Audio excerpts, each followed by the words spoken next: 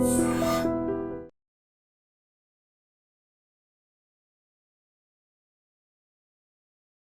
Gold trusted gold buyers మీరు తాకట్టు పెట్టిన బంగారాన్ని విడిపించి ఈ రోజు ఉన్న మార్కెట్ ధరకు కొనబడను.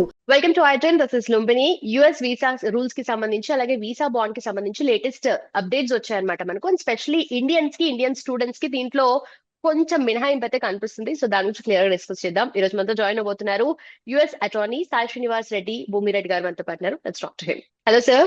హలో అండి. హాయ్ అండి. Right sir. So talking about new rules, so US వీసాకి సంబంధించి అంటే బీఇట్ స్టూడెంట్ వీసా కానీ H1B కానీ ఏదో ఒక రూల్స్ అండ్ రెగ్యులేషన్స్ చేంజెస్ అయితే చేస్తూ ఉంటారు. స్పెషల్లీ ఈ పాయింట్ ఆఫ్ టైమ్ లో ఎక్కువ అవుతున్నాయి.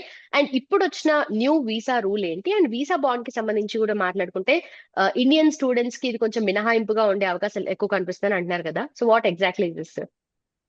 సో ద ఫస్ట్ థింగ్ అండి, అంటే మీరు అన్నట్టు మాత్రము అంటే చాలా డ్రాస్టిక్గా రూల్స్ అనేది ఎవ్రీడే చేంజ్ అవుతూ వస్తుంది. అంటే ఎవ్రీడే కొత్త రూల్ అనేది ఇంప్లిమెంటేషన్ కానీ లేకపోతే ప్రపోజల్ స్టేజ్లో కానీ అది ఎప్పుడు ఇంప్లిమెంటేషన్ అవుతుంది అనే ఒక ఆలోచనలోని సో కంప్లీట్గా ఈ 2-3 వీక్స్ అనేది అలానే నడుస్తుంది.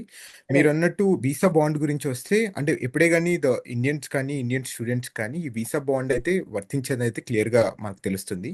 సో ఎందుకంటే కొంచెం ఇండియా నుండి వచ్చిన వాళ్ళు ఇక్కడ ఓవర్ స్టేస్ కొంచెం తక్కువగా ఉంటారు. అంటే అన్ఆథరైజ్డ్ ఎంప్లాయ్మెంట్స్ కానీ ఓవర్ స్టే కానీ.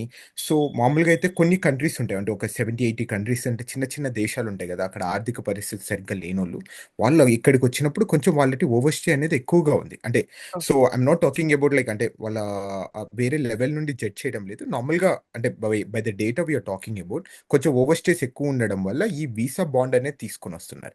అంటే కొన్ని దేశాలు ఎక్కడెక్కడ ఓవర్ స్టేస్ ఉన్నారు వాళ్ళు వచ్చిన వాళ్ళది పర్సెంటేజ్ ఎక్కడ ఓవర్ స్టేస్ కానీ అన్ఆథరైజ్డ్ ఎంప్లాయ్మెంట్స్ కానీ ఉన్నారా అవన్నీ క్యాలిక్యులేషన్ చేసుకుని సుమారు ఒక 70 దేశాలకు ఈ వీసా బాండ్స్ అనేది తీసుకొని రావడం జరిగింది. This is only for tourist visas, అంటే B1 B2 మీద వచ్చిన వాళ్ళకి మాత్రమే ఇదంతా అప్లికబుల్. సో వాళ్ళు ఏం చేస్తారంటే అకార్డింగ్ టు ద కండిషన్స్, అంటే మన కౌన్సిలేట్ కి వీసా వెళ్ళినప్పుడు ఆ రోజున్న పరిస్థితులు లేకపోతే వ్యక్తిగత కారణాలు ఇవన్నీ కొన్ని కండిషన్స్ అన్ని తీసుకొని, అంటే ఇతను మళ్ళీ రిటర్న్ వస్తాడా లేదా అనే కొన్ని కండిషన్స్ తీసుకొని వాళ్ళకి వీసా బాండ్ అనేది నిర్ధారిస్తారు. అంటే సుమారు 5,000 నుండి 20,000 లోపు ఏ బాండ్ అయినా పెట్టచ్చు. అంటే ఇప్పుడు ఒక వ్యక్తికి 20,000 ఉండొచ్చు, ఇంకొక వ్యక్తికి 5,000 ఉండొచ్చు. సో అది ఎప్పుడు రిటర్న్ ఇస్తారు అంటే వీళ్ళు కరెక్ట్గా ఇక్కడికి వచ్చిన తర్వాత ఏ రూల్స్ అనేది వైలేట్ చేయకోకుండా, ఏ ఓవర్ స్టే చేయకుండా, అన్ఆథరైజ్డ్ ఎంప్లాయ్మెంట్ చేయకోకుండా ఉన్నప్పుడే వాళ్ళు రిటర్న్ ఇస్తారంట. సో లేదు అనుకుంటే రిటర్న్ ఇవ్వరంట. ఓకే. సో ఇప్పుడు కూడా ఎడ్యుకేషన్ పర్పస్ మీద వచ్చిన స్టూడెంట్స్ ఎవరైతే ఇంటర్నేషనల్ స్టూడెంట్స్ ఎవరైనా కానీ ఏ కంట్రీ అయినా సరే వాళ్ళకి after education only 60 to 80 days మాత్రమే ఉండడానికి ఇప్పుడు ఛాన్స్ ఇచ్చినట్టుగా కూడా దీంట్లో తెలుస్తుంది కదా సార్.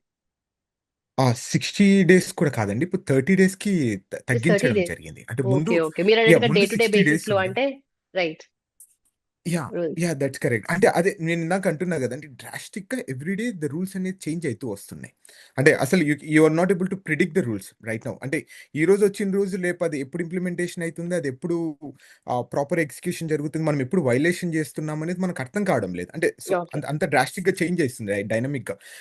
అంటే మీరన్నట్టు వాస్తవమే. ఇప్పుడు 60 రోజులది 30 రోజులకి తగ్గియడం జరిగింది. అంటే ఫర్ ఎగ్జాంపుల్ ఇప్పుడు నువ్వు ఒక కాలేజ్ అయిపోయిన తర్వాత సో మీకు కొన్ని రోజులు అంటే 60 రోజులు ఉంటాయి. అంటే మీరు ఐదర్ లైక్ వేరే చేంజ్ ఆఫ్ స్టేటస్‌కి ఫైల్ చేయడం, కొత్త వీసాకి వెళ్ళిపోవడము, లేదు అనుకుంటే ఓపీటీ, స్టెమ్ ఓపీటీకి అప్లై చేసుకోవడం, లేకపోతే కంట్రీ వదిలేసి వెళ్ళిపోవడం, ఇలాంటివి కొన్ని ఉంటాయి. సో వాళ్ళేం చేశారంటే ఈ 60 రోజులు వద్దు 30 రోజులకి తగ్గియాలి అనేది వాళ్ళు క్లియర్‌గా రూల్‌లో పెట్టడం జరిగింది. ఇది సెప్టెంబర్ 15 నుండి ఇది ఇంప్లిమెంటేషన్ జరుగుతుందండి. Right sir. Right sir. And also ఇప్పుడు చూస్తుంటే యుఎస్ పర్మనెంట్ ఎవరైతే వీసా బాండ్ రూల్ ఉంటుందో దాన్ని 50 కంట్రీస్ మీదనే ఎక్కువగా ఎఫెక్టివ్ గా చేస్తున్నారు, నాట్ ఇండియా అన్నట్టుగా కూడా వినిపిస్తుంది కదా సార్. ఎందుకని ఇండియాని మినహాయించారు దీంట్లో? అంటే సేమ్ యాస్ దట్ అండి. అంటే మోర్ పాపులేటెడ్, అంటే చాలా ఎక్కువ రావడం కానీ, అంటే ఇండియా నుండి ఇక్కడికొచ్చేసి అంటే on the way of the tourist కానీ, మనం ఎక్కువ రెవెన్యూ తీసుకొనొస్తున్నాం. అంటే ఈ మధ్య మనం రైట్. చూసుకుంటే చాలామంది ఇక్కడికి పేరెంట్స్ రావడం కానీ, లేకపోతే విద్యార్థులు కానీ ఇక్కడికొచ్చేసి షార్ట్ టర్మ్ కోర్సెస్ చేయడానికి. And what I feel like over stays అనేది కంపారిటివ్‌లీ మిగతా దేశాల కన్నా ఇండియాకి చాలా తక్కువగా ఉంటాయి. So okay. That is the one of the main reason మనకెందుకు మినహాయింపు వచ్చిండేది. Okay. And also talking about tourist కానీ బిజినెస్ వీసాస్ కి దీనికి కూడా దానికి కూడా రూల్స్ అనేటివి చేంజ్ అయ్యాయి కదా సార్. అంటే వాళ్ళు ఏమైనా డిపాజిట్ చేయాలా లేదంటే డిపాజిట్ చేయొద్దా అనే దాని గురించి? అండి. అంటే విత్ రెస్పెక్ట్ టు ఆ 70 కంట్రీస్ మాత్రమే డిపాజిట్ చేస్తాయి. అంటే మిగతాది ఫర్ ఎగ్జాంపుల్ ఇప్పుడు మన పక్కన దేశం ఉన్న పాకిస్తాన్ గాని, లేకపోతే నేపాల్ గాని, బంగ్లాదేశ్ కానీ వాళ్ళకి వీసా బాండ్స్ ఉన్నాయి. అంటే ఇప్పుడు వాళ్ళకి సుమారు 5,000, 15,000 డబ్బులు కట్టిన తర్వాత మాత్రమే వాళ్ళకి వీసాలు ఇష్యూ చేస్తారు. అది కూడా షార్ట్ టర్మ్ పీరియడ్. అది కూడా వాళ్ళేంటంటే డెసిగ్నేటెడ్ ఎయిర్‌పోర్ట్‌లకే వెళ్ళాలి. అంటే ఇప్పుడు ఫర్ ఎగ్జాంపుల్ ఒక డెసిగ్నేటెడ్ ఎయిర్‌పోర్ట్ అనేది ఇప్పుడు వర్జీనియాలో ఒకటి ఎయిర్‌పోర్ట్ ఐఏడీ ఎయిర్‌పోర్ట్ ఉందనుకోండి. అక్కడ మాత్రమే వాళ్ళు పోర్ట్ ఆఫ్ ఎంట్రీ ఉండాలి. పోర్ట్ ఆఫ్ ఎగ్జిట్ ఉండాలి. ఓకే. So, okay. అంటే ఓకే. మళ్ళీ ఇప్పుడు ఫర్ ఎగ్జాంపుల్ నేనిక్కడ దిగే నేను చికాగో నుండి వస్తాను. నేను సెయింట్ లూయిస్ నుండి వస్తున్నా అంటే వాళ్ళు ఒప్పుకోవడం లేదు. అంటే డెసిగ్నేటెడ్ ఎయిర్‌పోర్ట్స్‌లో ద్వారానే మనం వెళ్ళాలి. And with respect to visa bonds అంటే మ్యాండేటరీగా వాళ్ళు డబ్బులు కట్టిన తర్వాత మాత్రమే వాళ్ళని కంట్రీలోకి అలో చేస్తారు. Okay. Okay. So, visa yeah! Rules కూడా ఎంటైర్‌గా చేంజ్ అయ్యాయా సార్? ఏమేం చేంజెస్ ఎక్స్‌పెక్ట్ చేయొచ్చు మనము ఈ కమింగ్ ఫ్యూచర్‌లో గూడా? యాహ్! దట్స్ కరెక్ట్ అండి. అంటే డ్రాస్టిక్‌గా చేంజ్ అయితున్నాయి. అంటే నిన్ననే ఆల్‌మోస్ట్ ఒక 2, 3 రూల్స్ అనేది రిలీజ్ చేయడం జరిగింది. And okay. ఫస్ట్ థింగ్ అంటే హెచ్-1బీ వీసాస్‌కి జనరల్‌గా 60 డేస్ గ్రేస్ పీరియడ్ అనేది ఉండేది. అంటే ఫర్ ఎగ్జాంపుల్ ఇప్పుడు జాబ్ పోయిందనుకోండి మీది. జాబ్ పోయిన తర్వాత మనం కొత్త జాబ్ వెతుక్కోవడానికి, లేకపోతే వేరే చేంజ్ ఆఫ్ స్టేటస్ ఫైల్ చేసుకోవడానికి, లేకపోతే మనం ఏదైనా ప్యాక్ చేసుకొని ఇండియాకెళ్ళిపోవడానికి అనేది ఒక 60 రోజులు అనేది టైం ఇచ్చేది. అంటే ఇది ఇది ముందు నుండి ఎప్పుడే గాని మ్యాండేట్‌గా రూల్ లేదు. 2017లో ఈ రూల్ అనేది తీసుకొని రావడం జరిగింది. సో, ఇప్పుడు కొత్త రూల్ అనేది పబ్లిష్ చేయడం జరిగింది. ఏమంటున్నారంటే ఈ 60 డేస్ గడువు అనేది ఇవ్వకూడదు. 60 డేస్ అనేది ఎక్కడే గాని చట్టంలో లేదు. దీన్ని రిమూవ్ చేయాలి అనేది కొత్త రూల్ అనేది పెట్టడం జరిగింది. అంటే అది మేబీ ఒక 180 డేస్ లైక్ ఒక 1 ఇయర్ లోపల అది ఇంప్లిమెంటేషన్ జరిగితే మాత్రం చాలా మంది ఇబ్బంది పడిపోతారు. అంటే సింపుల్ యాస్ దట్ అని మనం డైలీ న్యూస్‌లో చూస్తుంటాం. లే ఆఫ్స్ అనేవి జరుగుతున్నాయి. అంటే ఇక్కడ ఎంతమందిని రిమూవ్ చేశారు, అక్కడ అంతమందిని రిమూవ్ చేశారు. పెద్ద పెద్ద కంపెనీలలో అంటే హ్మ్. సంక్షోభం వచ్చో లేకపోతే కొన్ని కారణాల వల్లో. సో, ఒకేళ అలాంటిది ఏదైనా మాస్ లే ఆఫ్ జరిగినప్పుడు వాళ్ళు 2, 3 రోజుల లోపల జాబ్ వెతకడం గాని, దొరకడం గాని చాలా కష్టం గదండీ! అంటే రైట్. రైట్. 2, 3 రోజుల్లో ఎవరికే గాని ఇప్పుడు ఫర్ ఎగ్జాంపుల్ ఫ్రైడే ఒకేళ మన జాబ్ పోయిందనుకో, సాటర్‌డే, సండే ఎవరు పని జేయరు గదండీ! జాబ్ మనం హ్మ్. వెతుక్కోవడానికి కూడా. రైట్. So, right. అప్పుడు ఏమైతది? అంటే వాడు మేబీ అన్‌లాఫుల్ డేస్‌కి ఎక్యూర్ కావడం గాని, లేకపోతే వాడు కంట్రీ వదిలేసి ఎళ్ళిపోయే పరిస్థితి అనేది ఎక్కువగా జరిగే అవకాశాలున్నాయి. అంటే ఇది జస్ట్ ఎ సింపుల్ ఎగ్జాంపుల్. అంటే నేను నిన్ననే రూల్ ఇదనేది జరిగింది గాబట్టి, హ్మ్. నా సింపుల్ అనాలిసిస్ ఒకవేళ ఫ్రైడే జాబ్ పోతే వాడు మండే లోపల ఎట్లా జాబ్ ఎతుక్కుంటాడు? అంటే 2 డేస్ లేకపోతే కరెక్ట్. కరెక్ట్. లాంగ్ వీకెండ్ వచ్చినప్పుడు కొత్త జాబ్ ఎలా ఎతుక్కుంటున్నామని కొన్ని కొన్ని ఇష్యూస్ అనేది ఉన్నాయి. I'm not sure like how they gonna adjudicate it. And the second thing ఏంటంటే ఇప్పుడు కొత్తగా వచ్చిన రూల్ ఏంటంటే డ్యూరేషన్ ఆఫ్ స్టేటస్ అనేది తీసుకొని రావడం జరిగింది. అది మనం నాకు కావాలంటే నెక్స్ట్ టాపిక్‌గా మాట్లాడుకోవచ్చు. అండ్ ఈ మధ్య ఏమైందంటే ఆన్‌లైన్ ఫైలింగ్స్ అనేది మ్యాండేటరీ చేయడం జరిగిందండి. అంటే మామూలుగా కొన్నిసార్లు మనం పేపర్ ఫైలింగ్ చేసుకోవచ్చు. హ్మ్. అంటే హ్మ్. మనం పేపర్‌లో అంతా పిటిషన్ ఫార్మ్ ఫిలప్ చేసి మనం పిటిషన్‌ని ఫెడెక్స్‌లో పెట్టి వాళ్ళకి పంపిస్తాం. ఇప్పుడు ఓకే. ఏమంటున్నారంటే కాదు, ఇదంతా లెంథీ ప్రాసెస్. మనము అంటే ఎక్కువ టైమ్ టేకింగ్ ప్రాసెస్ ఉంది.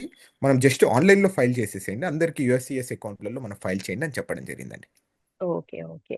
And coming to especially Indian students ఎందుకంటే మన వాళ్ళ కన్సర్న్స్ అంటే వాళ్ళ గురించే ఉంటాయి కాబట్టి డెఫినెట్లీ ఇప్పుడు ఓపీటీ మీద ఉన్న స్టూడెంట్స్‌కి నెక్స్ట్ జాబ్ రాకపోతే వాళ్ళ కండిషన్స్ ఎలా ఉంటాయి? అండ్ ఓపీటీ గురించి కూడా ఏదన్నా రూల్స్ అనేటివి చేంజ్ అయ్యే ఛాన్సెస్ కనిపిస్తున్నాయా? దేర్ ఇస్ సెప్టెంబర్ 15థ్ నుండి రూల్స్ అనేవి చేంజ్ అయితున్నాయండి. అంటే కంప్లీట్‌గా స్టూడెంట్స్ ఎన్విరాన్మెంట్ కానీ, ఆ స్టూడెంట్స్ రూల్స్ అండ్ రెగ్యులేషన్స్ కంప్లీట్‌గా డ్రాస్టిక్‌గా చేంజ్ అయితున్నాయి.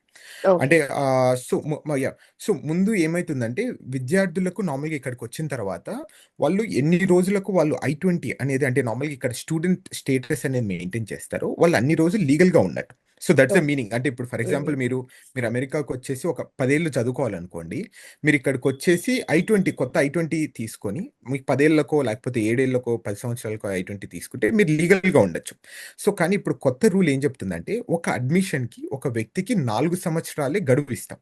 అంటే ఓకే. 4 సంవత్సరాల తర్వాత మీ పీహెచ్‌డీ ఎక్కువుందనుకోండి, మీరు ఎక్స్‌టెన్షన్ ఆఫ్ స్టేటస్ ఫైల్ చేసుకోవాలి. అంటే నాకింకా సబ్జెక్ట్ అయిపోలేదు. కావాలి లేకపోతే కాబట్టి. ఇంకా నేను ఓకే. ఎక్కువ థీసిస్ చేయాలనుకుంటున్నాను. అది ఎక్స్‌టెన్షన్ ఫైల్ చేసుకోవాలి. ఒకేళ ఫర్ ఎగ్జాంపుల్ మీకు 2 సంవత్సరాలు చదువు ఉందనుకోండి. 2 సంవత్సరాలకి మళ్ళీ 4 సంవత్సరాలు ఇవ్వరు. 2 హ్మ్. సంవత్సరాలే ఇస్తారు. 4 okay. Years okay. Is the cap. 2 years తర్వాత మీరు ఒకేళ ఏది చేయాలనుకున్నా గాని ఎక్స్‌టెన్షన్ ఆఫ్ స్టేటస్ అప్లై చేసుకొని వాళ్ళు ఓపీటీలో గాని, స్టెమ్ ఓపీటీలో గాని ఉండాలి. ఓకే. వాళ్ళు ఒకేళ ఫైల్ చేయకపోతే మాత్రం వాళ్ళు అన్‌లాఫుల్ డేస్ కానీ, లేకపోతే వాళ్ళు కంట్రీ వదిలేసి వెళ్ళిపోయే పరిస్థితొస్తది. అంటే దీని సమస్య ఎక్కడొస్తదంటే అండి, విద్యార్థులు ఇక్కడికొచ్చిన తర్వాత అంటే సంవత్సరంన్నర, 2 సంవత్సరాలే ఉంటారు. చదువుకోవడానికి కానీ, ఎవరైనా గాని. ఇప్పుడు న న నా నాలాంటి వ్యక్తి గాని, ఎవరైనా గాని సో జనరల్‌గా ఇప్పుడు సంవత్సరంన్నరనో అంటే మనం ఇక్కడికొచ్చి ఇక్కడ ఎన్విరాన్మెంట్‌కి అడ్జస్ట్ కావడం కానీ, సో లేకపోతే ఇక్కడున్న చట్టాల్ని లేకపోతే నిబంధనలు ఈ ఇమిగ్రేషన్ రూల్స్‌ని గాని మనం కొంచెం ఆలోచించడానికి ఇప్పుడు ఫర్ ఎగ్జాంపుల్ ఇప్పుడు మనం ఇక్కడికొచ్చిన తర్వాత సివియర్‌గా మనకు హెల్త్ బాలేదనుకోండి. సో ఆ రోజు మనం 6 మంత్స్, 8 మంత్స్ అనేది కంప్లీట్‌గా మనం కాలేజ్‌కెళ్ళం. ఆ టైంలోనే మన గ్రాడ్యుయేషన్ అయిపోయి ఉంటది. సో దాని తర్వాత మన పరిస్థితి ఏంటి? సో అంటే ఓకే. ఇలాంటి చిన్న చిన్న సమస్యలున్నాయి. I don't know like how they gonna అంటే అలాంటి కేస్ బై కేసెస్ ఏమన్నా ఎక్స్ట్రార్డినరీ సర్కమ్స్టాన్సెస్ కింద అప్రూవ్ చేస్తారా లేదా అనేది అది సెకండరీ క్వెషన్ ఆఫ్టర్ ఇంప్లిమెంటేషన్ అనేది జరుగుతుంది. అండ్ మ్యాండేటరీగా విద్యార్థులకు ఒకటే చెప్పాలనుకుంటున్నామండి. అంటే ఫ్రమ్ వెరీ లాంగ్ బ్యాక్ అంటే మీలాంటోళ్ళు గాని, ఇప్పుడు మాలాంటోళ్ళు గాని ఇక్కడికొచ్చిన తర్వాత ఒక్క రోజు అన్‌లాఫుల్ డేస్ వచ్చినా కానీ అంటే మనకిక్కడ ఆథరైజేషన్ లేకుండా ఉన్న ఒక్క రోజు ఉన్నా గాని ఫ్యూచర్‌లో మనం ఎప్పుడో 10 ఏళ్ళలో, 15 సంవత్సరాల తర్వాత రావాలనుకున్నా గాని అది ఒక చిన్న రెడ్ మార్క్ అనేది ఉంటది. So okay. ఈ ఇక్కడున్న ఏది చిన్నదైనా కానీ, వ్యవస్థని గాని, రూల్ కానీ యూజ్ చేసుకొని మనము ముందుకెళ్ళాలని కోరుకుంటున్నాను. ఓకే. అఫ్‌కోర్స్ అమెరికా అంటేనే complete rules and regulations follow అవ్వాలి అని చెప్పేసి అంటారు కదా సార్. రైట్. అండ్ ఆల్సో అవునవునండి. టాకింగ్ అబౌట్ అథ్లెట్స్, ఈ ఫీఫా వరల్డ్ కప్ అథ్లెట్స్ గురించి మనీ డిపాజిషన్ గురించి ఏదో లేటెస్ట్ అప్డేట్ వస్తున్నట్టుగా వినిపిస్తుంది sir. What is that about? అయితే ఫీఫా ఐయామ్ నాట్ ష్యూర్ అండి. అంటే ఫీఫాది నెక్స్ట్ 2 జనరల్‌గా ఇయర్స్. వీసాస్ విషయంలో జరుగుతుండే. అంటే బీ1, బీ2కి ఎవరైనా గాని ఫీఫా టికెట్ ఉంటే వాళ్ళకి బీ1, బీ2 వీసాస్ అనేది ఇష్యూ చేస్తామని చాలా ముందు చెప్పడం జరిగింది. I think so that's the same thing that is going on అండి అంతే. సార్ పాస్ట్ 20 మంత్స్ లో చూసుకుంటే ఒక 1,75,000 వీసాస్ ని రివోక్ చేయడం జరిగింది. సో దీని వెనుక రీజన్స్ ఏమున్నాయంటారు? యాహ్! సో మీరన్నది వాస్తవమే అండి. నిన్ననే మనకు రిలీజ్ కావడం జరిగిందిది. సుమారు 1,75,000 వీసాస్ అంటే it's not only to the Indians లేకపోతే వాళ్ళనే టార్గెట్ చేస్తది కాదు. మొత్తం ప్రపంచ దేశాల్లో ఇక్కడ ఉన్న వాళ్ళదందరిది 175,000 వీసాస్ అనేది రివోక్ చేయడం జరిగింది. That's a huge number. అంటే ప్రతి నెల సుమారు 10,000 యావరేజ్ తీసుకుంటే 20 నెలలంటే 10,000 లేకపోతే 9,000 వీసాస్ రివోక్ అవ్వడం జరిగింది. సో ఈ వీసాస్ రివోక్ అనేది మనకు ద హైలైట్ న్యూస్ ఎక్కడ జరిగిందంటే లాస్ట్ ఇయర్ సేమ్ ఈ టైంలోనే ఏమైందంటే ఏప్రిల్‌లో మీరు బాగా గుర్తుకుందో లేదో ఈ స్టూడెంట్స్ సెబీస్ కానీ, వీసాస్ కానీ రివోక్ అయిపోయాయి. సుమారు 5,000-10,000 వీసాస్ రివోక్ అయిపోయాయని లాస్ట్ ఇయర్ చెప్పడం జరిగింది. అంటే కొంచెం అవును. ముఖ్యంగా ఈ భారతీయ విద్యార్థులు గాని, కొంచెం భయాందోళనలు గాని, గందరగోళ టికెట్స్ పరిస్థితులు ఉన్న ఆ రోజు వాళ్ళకి ఉండడం జరిగింది. టికెట్స్ గురించి సివియర్ అంటే యాహ్!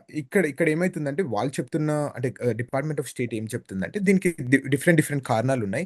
అంటే కొంతమంది ఎవరైనా ఫెలోని చార్జెస్‌లో గాని, లేకపోతే ఎవరన్నా ఇక్కడుండి చైల్డ్ ట్రాఫికింగ్ చేయడం గాని, సెక్షువల్ అసాల్ట్ గాని, సెక్షువల్ ఎక్స్‌ప్లాయిటేషన్ గాని హ్యూమన్ ట్రాఫికింగ్ గాని, ఇలాంటివి కేసులు ఉన్న వాళ్ళందరికీ మేము చేశామని చెప్తున్నారు. So, maybe that's a fair point. So, which is very good. అంటే మనం గూడా ఎక్కడే గాని, ఏ దేశంలో గాని అంటే ఇలాంటి చట్ట వ్యతిరేకంగా శక్తుల్ని ఎవరే గాని అలో చేయగూడదు. So, that's a fact. And but the problem ఏమైతుందంటే చిన్న ఎన్‌కౌంటర్స్ ఉంటాయి గదండీ! ఇప్పుడు అంటే ఎక్కడైనా గాని ఒక చట్టంలో ఏముందంటే you are innocent until proven guilty. So, అంటే నువ్వు నిర్దోషివి అంటిల్ అన్‌లెస్ నీ కోర్ట్ మాత్రం దోషిగా చేస్తే అంతవరకు నువ్వు అవును. నిర్దోషివి అని చెప్పడం జరుగుతుంది. సో, కానీ ఈ సందర్భాల్లో ఏమైందంటే వీసా రివోకేషన్స్‌లో మీ మీద ఒక చిన్న పోలీస్ ఎన్‌కౌంటర్ జరిగినా అంటే నార్మల్‌గా పోలీసులు మీరు ఎదురుబడి మీ ఫింగర్ ప్రింట్స్ తీసుకున్నా కానీ అది రైట్. డైరెక్ట్‌గా వీసా రివోక్ అయిపోయే ఛాన్సెస్ ఎక్కువగా ఉన్నాయి. అంటే రైట్. కొంతమందికైతే రెక్లెస్ డ్రైవింగ్ ఉన్న వాళ్ళకి కూడా వీసాస్ అనేది రివోక్ కావడం జరిగింది. ఓకే. అండ్ ఆల్సో ఇప్పుడు US and Iran war crisis చూసుకుంటే మనకు ఆల్మోస్ట్ 164th డేకి రీచ్ అయ్యాము. సో ఇంటర్నల్లీ మీరు యుఎస్ లో ఉంటున్నారు కాబట్టి అక్కడ ఎలాంటి ఎఫెక్ట్స్ మీరు చూస్తున్నారు ఎక్కువగా దీనికి సంబంధించి, లేదంటే ప్రజల దగ్గర నుండి అగెయిన్స్ట్ ద గవర్నమెంట్ కానీ ఇలాంటి అలాంటివి ఏమైనా కనిపిస్తున్నాయా? నో. ఐ డోంట్ సీ అంటే ప్రస్తుతం నాకైతే ఎక్కడ కనపడడం లేదు. So maybe because like and I live in అంటే I live near by Washington DC. అంటే అంత ఎఫెక్ట్ అయితే ఏం కనపడడం లేదు. అంటే there is one thing which is more effective is on the petrol prices అండి. Petrol right. ఫ్యూయల్ ప్రైజెస్ అనేది అమాంతంగా పెరుగుతూనే ఉన్నాయి. So I think that's the main impact we have right now and the rest everything looks good అండి. Right sir. Done yeah sir. I think yeah, we're done with this. Yeah thank you so much sir. Thanks for time.